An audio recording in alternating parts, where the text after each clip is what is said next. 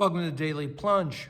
We're in the Acts of the Apostles, chapter 27, verses 9 through 26. Now, Paul has begun his journey to Rome under the guard of the Romans, right? And they've been having a tough go of it. It's been slow going. And so it's already, he says, after the Day of Atonement, which is Yom Kippur. Now, this day can take place as late as the middle of October, which puts it in some rough sailing weather. And Paul says to them, I can see that our voyage is going to be disastrous. It's going to bring great loss to ship and cargo and to perhaps our very own lives.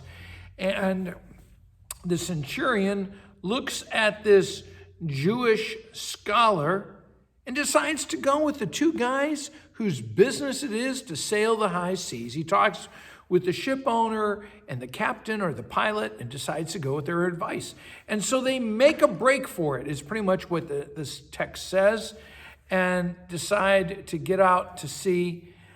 And at first, seas are gentle, but then all of a sudden, hurricane force winds hit them. And it drives and batters the ship, and you have a loss of cargo, you have a loss of the ship that's going to happen, just like Paul prophesied. And there's no food, and they're so desperate. They're trying to tie the ship together with ropes, which is just crazy. How often do we try to hold ourselves together, right? Wrap things around us? It's so bad they throw the ship's gear, its tackle, overboard. And so they're no longer in control. They can't control it. They're thrown over the cargo. And it says, all hope of being saved. And then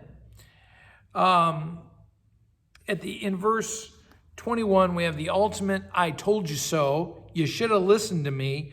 But I have good news.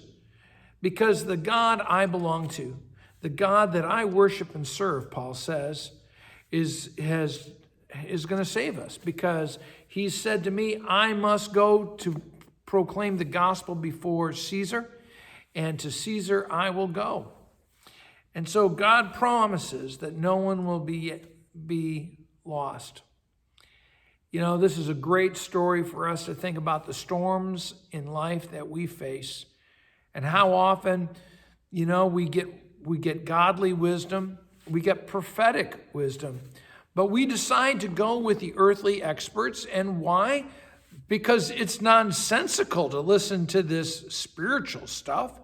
These guys are experts, but they're not in control.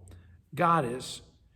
And, I think about the other thing is that Paul says, we're going to be okay, but we are going to run aground. We're going to run through some rough seas, and we're going to hit some rough patches. It's going to be a rough landing.